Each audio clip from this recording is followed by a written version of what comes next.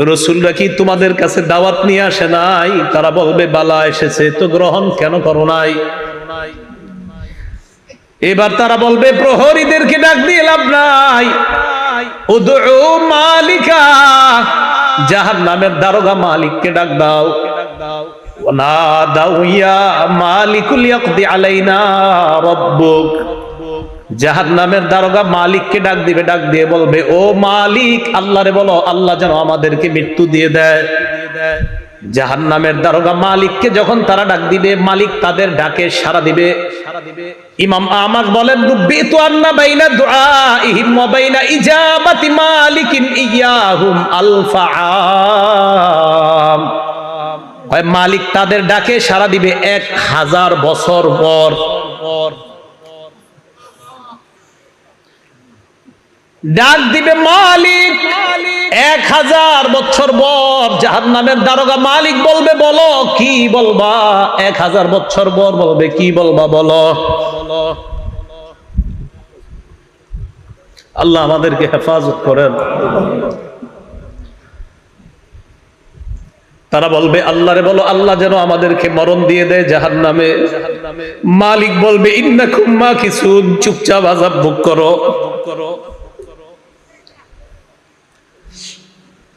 এবার তারা বলবে জাহান্নামীর প্রহরীদেরকে ডাক দিয়ে লাভ হয় নাই, মালিককেও ডাক দিয়ে লাভ হয় নাই। উদউ রাব্বাকুম ইখাফফিফ আন্না ইয়াওমান মিনাল আযাব, রবকে ডাক দাও, রব আমাদের আযাব হালকা করে দিবে। কেন না রবের চাইতে দয়ালু আর কেউ না। এবার তারা ডাক দিবে আল্লাহকে। আল্লাহকে ডাক দেওয়ার পর তারা বলবে, সূরা মুমিনুনের মধ্যে আল্লাহ বলেন রব্বানা গালাবাত আলাইনা শিকওয়াতুনা, তারা ডাক দিয়ে বলবে আল্লাহ আমাদের হতভাগ্য, আমাদের দুর্ভাগ্য আমাদের উপর বিজয় লাভ করছে। দুর্ভাগ্যদের অন্তর্ভুক্ত হওয়া যাবে না। আপনি জানেন না এই আয়াতটা আমি কতবার তেলাওয়াত করি, যখন সামনে আসে আমার এই আয়াত, কি অবস্থাটা হবে। জাহান্নামীরা বলবে আল্লাহ আমাদের দুর্ভাগ্য, আমরা দুর্ভাগা হওয়ার কারণে আজকে আমাদের উপর, আমাদের এই দুর্ভাগা হওয়াটা আমাদের উপর বিজয় লাভ করছে। দুনিয়াতে আপনার কথা শুনি নাই। ওয়া কুন্না কওমান দাল্লিন, আল্লাহ আমরা ছিলাম পথভ্রষ্ট সম্প্রদায়। রব্বানা আখরিজনা মিনহা, আল্লাহ আমাদেরকে বের করে দেন না এখান থেকে। ফাইন উদনা ফাইন্না যালিমুন, আল্লাহ একবার বের করে দেখেন, আমরা যদি আর খারাপ কাজ করি আমরা জালেম, আমরা আর খারাপ কাজ করব না। এই কথা বলার পর আল্লাহ যেই জবাবটা দিবেন,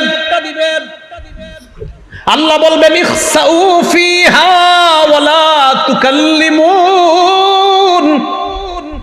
আল্লাহ বলবে লাঞ্ছিত অবস্থায় জাহান্নামে থাক, কোনো কথা বলবি না।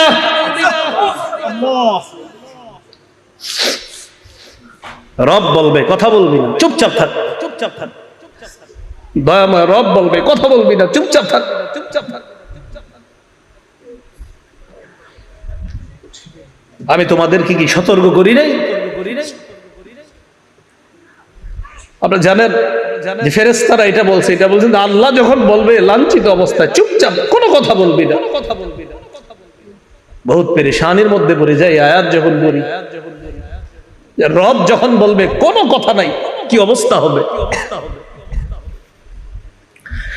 তাই বলছিলাম দুনিয়া থেকে নিরাপত্তা নামা নিয়ে যাওয়া, নিরাপত্তা নামা যদি নিয়ে না যাইতে পারি ঠকে গেলাম, হতভাগা হয়ে গেলাম। আল্লাহ সকলকে সৌভাগ্যবানদের কাতারে শামিল হওয়ার তৌফিক দান করেন। তো আল্লাহ বলবে ইখসাউ ফিহা ওয়ালা তুকাল্লিমুন, কথা বলবা না, থাকো। তো বলছিলাম ওই যে দরিয়া, এই দরিয়া নামক খাদ্য দেওয়ার পর এরপরে দেওয়া হবে কাঁটাযুক্ত খাদ্য, গুচ্ছ জাতীয় খাদ্য। গলা আটকানোর পর বলবে পানি দাও, তো পানি দিবে, পান করবে কি চেহারার সামনে নীতি, চেহারা ঝলসে যাবে, পেটের সব ঝলসে যাবে। তখন তারা ফেরেশতা ডাক দিবে, জাহান্নামের প্রহরী ডাক দিবে, মালিককে ডাক দিবে, আল্লাহকে ডাক দিবে। সবাই তো একটা একটা বলবে, প্রহরীরা বলবে রাসূল আসে নাই, আর মালিক বলবে 1000 বছর পর, চুপচাপ আযাব ভোগ করো, তাও তো একটু কথা বলবে। আল্লাহ কি বলবে দেখেন, লাঞ্ছিত অবস্থায় থাকো, কোনো কথা নাই, থাকো। রব যদি বলে কথা নাই তখন তো শেষ। তো বলছিলাম দরিহ লা ইউসমিনু ওয়া লা ইউগনি মিন জু'। কয় দরি নামক খাদ্যটা কেমন জানো? এটা পুষ্টিও যোগায় না, ক্ষুধাও নিবারণ করে না। আচ্ছা, আমরা খাদ্য খাই কেন বলেন তো? হয়তো পুষ্টি বাড়ার জন্য, না হয় যেন ক্ষুধা নিবারণ হয়। আল্লাহ বলে লা ইউসমিনু, দরি নামক খাদ্য পুষ্টিও যোগাবে না, ক্ষুধাও নিবারণ করবে না। কিছু মনে করবেন না, পৃথিবীর একটা খাদ্য আছে যেই খাদ্যটা অ্যাভেলেবল মানুষ খায়, যেটা তার পুষ্টিও যোগায় না, ক্ষুধাও নিবারণ করে না। হুজুর কি এটা? মাশাআল্লাহ, ধূমপান। কি পান? ধূমপান। এটা পুষ্টিও যোগায় না, ক্ষুধাও নিবারণ করে না। বুঝা যায় দুনিয়ার ধূমপান জাহান্নামের দড়ির সাথে অনেকটা মিলে যায়। কি জি? জোরে কর না জি। সবাই শোনায় এখন শুনতে হবে তো। আপনাদের মুসল্লি যারা আছে এগুলোর দিকে তাকায় বলেন কি ঠিক আছে? দড়ি যেটা পুষ্টিও যোগায় না, ক্ষুধাও নিবারণ করে না। তো আমি কিন্তু বলছি না, আপনারাই বলছেন, আমি কিন্তু প্রথমে বলি নাই ধূমপান। আপনারাই বললেন এই খাদ্যটা কি? এটা পুষ্টিও যোগায় না, ক্ষুধাও নিবারণ করে না। তো আপনারা এবার মিলান এটার সাথে কোনটা মিলে। এরপরেও যদি কেউ ধূমপান করে কি করা? আল্লাহ হেফাজত করে না। তাহলে দরি নামক খাদ্য পুষ্টিও যোগায় না, ক্ষুধাও নিবারণ করে না। তো আমরা দেখছি যে এটার সাথে একটা খাদ্যের মিল আছে। আর আমি মাঝে মাঝে অবাক হই, ধূমপানের প্যাকেটের মধ্যে লেখা থাকে ধূমপান মৃত্যু ঘটায়। লেখা আছে, মনে করেন লেখা আছে মৃত্যু ঘটায়। মানে আমি দেখতেছি লেখা মৃত্যু ঘটায়, এরপরেও টান দিতেছি। মানে কি? আল্লাহ আমাদের সকলকে এই দুনিয়াতে থাকতেই আমি আপনি সহ আমরা সবাই যেন একদম কবর থেকে নিরাপদ হয়ে যেন আমরা কিয়ামতের মাঠে গিয়ে রহমতের চাদরে ঢেকে যেন আল্লাহ আমাদেরকে পুলসিরাত পার করে দেয়।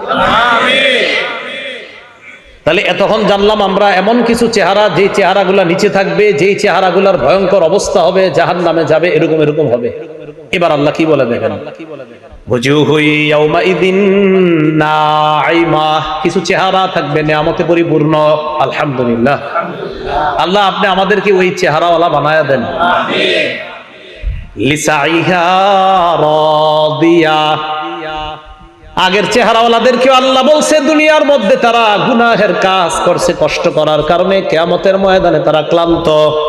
এবার কি বলে দেখেন, লিসাইহা, তারা দুনিয়ার মধ্যে আখিরাতের কর্ম করার চেষ্টা করছে, এই চেষ্টা করার কারণে রাদিয়া, কিয়ামতের ময়দানে তারা সন্তুষ্ট হয়ে যাবে। তাহলে আগের দল দুনিয়াতে খারাপ কর্ম করার কারণে ক্লান্ত, আর পরের দল দুনিয়াতে কর্ম করছে, কষ্ট করছে, বাকি তারা সন্তুষ্ট। তাহলে আগের দল কিয়ামতে ক্লান্ত, অসন্তুষ্ট, আর পরের দল লিসাইহা, দুনিয়াতে কর্ম করেছে, কষ্ট করেছে, বৃষ্টিতে ছাতা মাথায় দিয়ে পানি এদিকে লেগেছে সেদিকে লেগেছে, মসজিদে কষ্ট করে গিয়েছে। তাহলে ওরাও কষ্ট করেছে, তারাও কষ্ট করেছে। আল্লাহ বলে রাদিয়া, দ্বিতীয় শ্রেণীর কষ্ট যারা করেছে, কিয়ামতের ময়দানে এই চেহারাগুলা দেখলেই বুঝবা তারা সন্তুষ্ট। আর কি, ফি জান্নাতিন আলিয়া, তারা থাকবে নিরাপদ জান্নাতে, শান্তির জান্নাতে, চিরস্থায়ী চির সুখের জান্নাতে থাকবে, আলিশান জান্নাতের মধ্যে থাকবে। আচ্ছা আমি আমরা যারা এখানে বসা, আমাদের যদি দেখা সাক্ষাৎটা জান্নাতে হয়, মজা কি কম হবে না বেশি? তো আমরা ভালো হয়ে যাই, চলেন সবাই, কি বলেন? ফি জান্নাতিন আলিয়া লা তাসমাউ ফিহা লাগিয়া, জান্নাতের মধ্যে জান্নাতীরা লাগিয়া শুনবে না। লাগিয়া মানে অনর্থক কথা।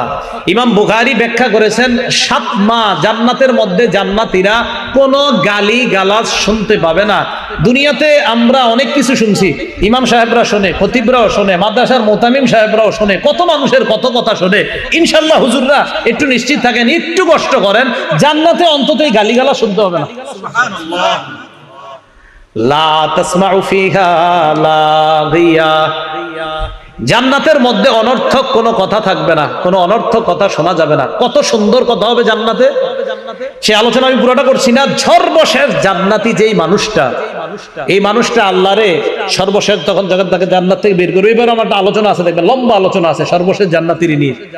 তো ও যখন সর্বশেষ স্টেজে আল্লাহরে বলবে, আল্লাহ ওই যে একটা গাছ দেখা যাইতেছে, এটার কাছে আমারে নিয়ে যান, এরপরে আমি আপনার কাছে আর কিছু চাইবো না। বুখারী তো আছে, মুসলিম শরীফে লম্বা হাদিস। আল্লাহকে তুমি বারবার কইতেছো আর কিছু চাইবা না, তোমারে এক গাছের নিচে যাই, আবার তুমি আরেকটা চাও, আবার আরেকটার নিচে নেই, আবার আরেকটা চাও। এখন এটার নিচে গেল তোমার যদি নিয়ে যাই, তুমি কিছু চাইবা না? মাবুদ এটাই শেষ, আর কিছু চাবো না।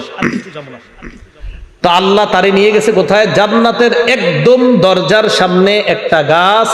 এই গাছটা এত সুন্দর, এত নিয়ামতে পরিপূর্ণ যে আগে যতগুলা নিয়ামত আল্লাহ তারে পার করছে, ওটার কাছে আগের গুলা কিছুই না। তো সেখানে গেছে, ওয়াদা করছে আর কিছু যাবো না। যাওয়ার পর অপেক্ষা করতেছে, হঠাৎ দেখে তার কানে জান্নাতীদের আওয়াজ আসতেছে। কি আসতেছে? সূরা গশিয়া কি বলছে? জান্নাতে কোনো কি থাকবে না? গালিগালাজ থাকবে না। ওই ব্যক্তি জান্নাতীদের আওয়াজ শোনার পর বললে, এত সুন্দর আওয়াজ কিসের? আল্লাহ আমার একটু ওই আওয়াজ যারা করতেছে তাদের কাছে নিয়ে যান। তাহলে আওয়াজ কত সুন্দর হবে, কারণ তারে তো আল্লাহ একের পর এক নিয়ামত দিতেছে। তাহলে তার আওয়াজটা কত সুন্দর, নিয়ামতে পরিপূর্ণ আওয়াজ। মানে আমি চিন্তা করি হাদিসে যে জান্নাতীদের আওয়াজটাও কত চমৎকার হবে। ওই ব্যক্তিরা আল্লাহ বলবে, আরে যা, ঠিক আছে, 10 দুনিয়ার সমপরিমাণ এই যে আওয়াজ, যত সুন্দর ফুলের বাগান, ফলের বাগান, এই জাতীয় 10 দুনিয়ার সমপরিমাণ একটা বাগানের মালিক তোমাকে বানায় দিলাম। এটা আলিশান জান্নাতের বাগান, মানে আলিশান জান্নাত। এই জান্নাত মানে প্রাসাদ, রাজ প্রাসাদের মালিক বানায় দিলাম। তো আল্লাহ বলেন, লা তাসমাউ ফিহা লাগিয়া, যেই চেহারাগুলা সন্তুষ্ট চিত্তে তাদেরকে দেখবা, তারা জান্নাতের মধ্যে কোনো গালিগালাজ শুনবে না।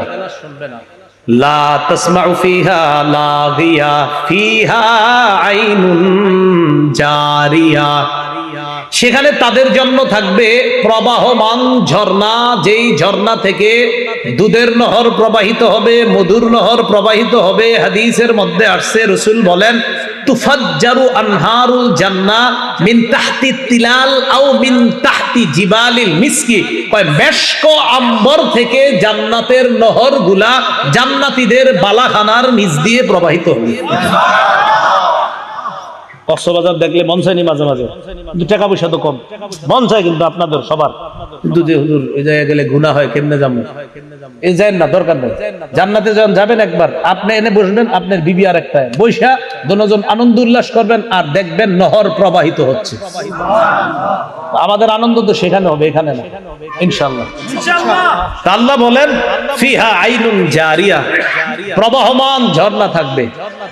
ফিহা সুরুরুম মারফুআ, সেখানে উঁচু উঁচু পালং খাট বিছানো থাকবে, হযরত যেন সেখানে আরাম করতে পারে।